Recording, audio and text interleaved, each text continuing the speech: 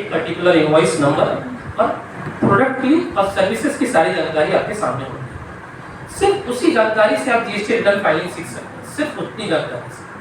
और जब कभी आप इंटरव्यू में परस्यू करेंगे, कैंपस ड्राइव में जाएंगे, ऑफ कैंपस जब कैंपस में आएगा यहाँ तब जाएंगे, और सिर्फ जीएसटी का नॉलेज अगर आपके पास है एटलीस्ट, तो वो आपको एडवांटेज देता है अदर कैंडिडेट के कंपेरिजन। तो टेक इट इजी, बहुत सी सिंपल है। अगर आप इनवॉइस समझते हैं तो इनवॉइस होता क्या है, और मैं आपको आज जीएसटी के प्लेटफॉर्म पे ही लाइव दिखाने वाला हूँ कि जीएसटी रिटर्न फाइलिंग कितने इजी स्टेप में आप कर सकते हैं।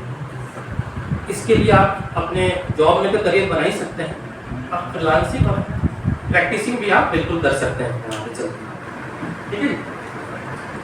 सो जीएसटी पोर्टल जो कि यही होता है गवर्नमेंट का, gst.gov.in।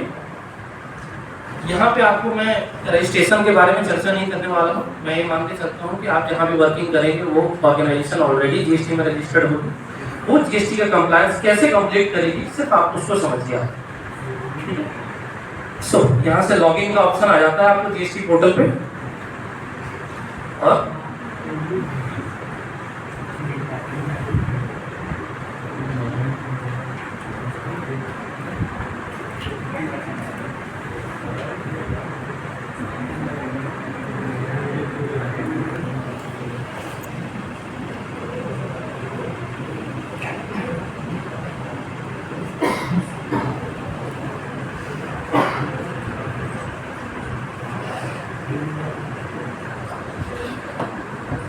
विजिबल है आप लोगों को? यस। Is it now? ठीक है। यही जीएसटी का पोर्टल होता है जब कभी भी आप लॉगिन करते हैं, और जैसे आप लॉगिन करेंगे यहाँ पे टॉप पे आपकी ऑर्गेनाइजेशन का नाम रिफ्लेक्ट करेगा जिसका भी आपने लॉगिन किया हुआ है। यहाँ पे उसका जीएसटी नंबर होता है। कितने लोग जानते हैं कि जीएसटी नंबर कितने डिजिट का होता है? 15, yes, 15. The first two numeric digit denotes about state, which state you have been registered.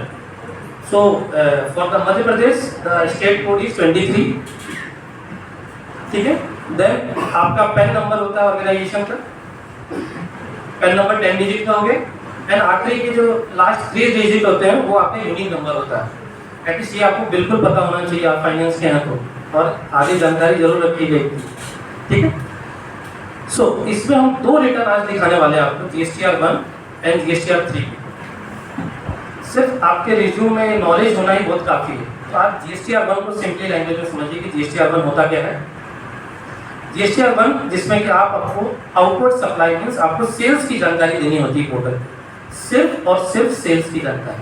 Means जिस भी ऑर्गेनाइजेशन, जिस भी कंपनी के लिए आप वर्क करेंगे, वो कंपनी अपनी जो भी सेल्स की जानकारी देगी वो जीएसटीआर 1 के एक रिटर्न फॉर्म में ही देती है। रिटर्न का मतलब क्या होता है? हम बार बार बोलते हैं कि रिटर्न भरना आता है क्या, रिटर्न के बारे में जानते हैं कि return simply means submitting your all the details to the government portal, simply means on a particular date before due date you can से।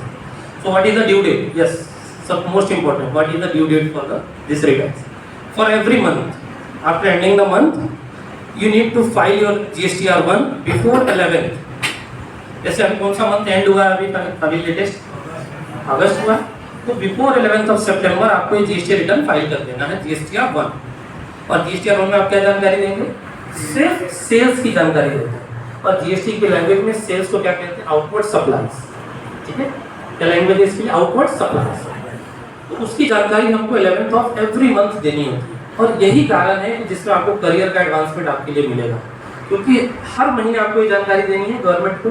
तो कोई प्रॉपर पर्सन होना चाहिए रिस्पॉन्सिबल जो गवर्नमेंट के लिए सारी जानकारी कंप्लीट करके पोर्टल पे सबमिट कर सके, और यहीं पे आपके जीएसटीआर 1 की हम बता रहे हैं।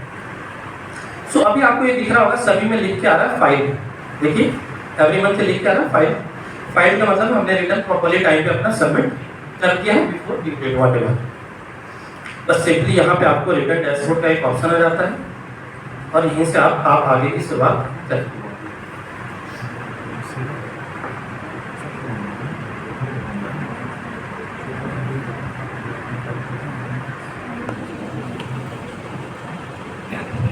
अगस्त महीने का मंथ का जो रिटर्न है वो तो हमने फाइल कर दिया है। मैं आपको ये सितंबर मंथ जो कि अभी एंड नहीं हुआ है, विद इसमें 4 to 5 डेज अभी रिमेनिंग है। यहाँ पे आप देखिए सितंबर मंथ एंड होने की ड्यू डेट क्या शो कर रहा है आपको, 11th ऑफ अक्टूबर शो कर रहा है। अब 11th ऑफ अक्टूबर का मतलब ये है कि आपको बिफोर 11th आपके सितंबर की सारी सेल्स की जानकारी आपको बनानी है, और सेल्स की जानकारी अकॉर्डिंगली आपकी इनवॉइस होनी चाहिए जो आपको बेहतर तरीके से जानते हैं। और इनवॉइस में वही जानकारी होती है किस डेट पे सेल किया, किसको सेल किया और कितने अमाउंट का आपने सेल किया, यही जानकारी आपको सिंपली देनी है। यहाँ पे आप आके यहाँ ऑनलाइन का आपके पास फीचर है, ऑनलाइन और ऑफलाइन दोनों फीचर्स अवेलेबल होते हैं। ऑफलाइन फीचर्स जिसमें आप कोई अकाउंटिंग सॉफ्टवेयर को यूज करके आप रिटर्न को फाइल कर सकते हैं। टैली के बारे में तो सुने ही होंगे। So Tally is accounting software, widely use होता है। और भी सॉफ्टवेयर है, बीजी है, मार्ग है, सैप है, बहुत से सॉफ्टवेयर है। अगर आप सॉफ्टवेयर के थ्रू अपने रिटर्न फाइलिंग करते हैं तो उसको ऑफलाइन मोड कहा जाता है, और आप मैनुअली डेटा को फीड करके करते हैं, that is called online mode of return filing. ठीक है, चलिए बस यही सिंपल सा बेसिक डिटेल आपको यहाँ फॉर्मेट में फीड करना होता है एवरी मंथ। सो अभी इस कोडिंग को देख के बिल्कुल परेशान मत होना आप लोग कि क्या लिख दिया है, बिल्कुल सिर से ऊपर से जा रहा है। सिंपल भाषा में बताने की कोशिश करता हूँ। सो B2B हमेशा लैंग्वेज आपने कभी सुना होगा, उसके बारे में समझते हैं। B2B means business to business. Now business to business means a person is registered, I am a registered person of GST and you are also registered of GST person. So अगर मेरा जो भी आउटपुट सप्लाई आपको किया जा रहा है that is called B2B supply. एक registered person another registered person को जो भी सप्लाई करता है that is called B2B supply. So अगर मेरा रजिस्ट्रेशन है, आपका भी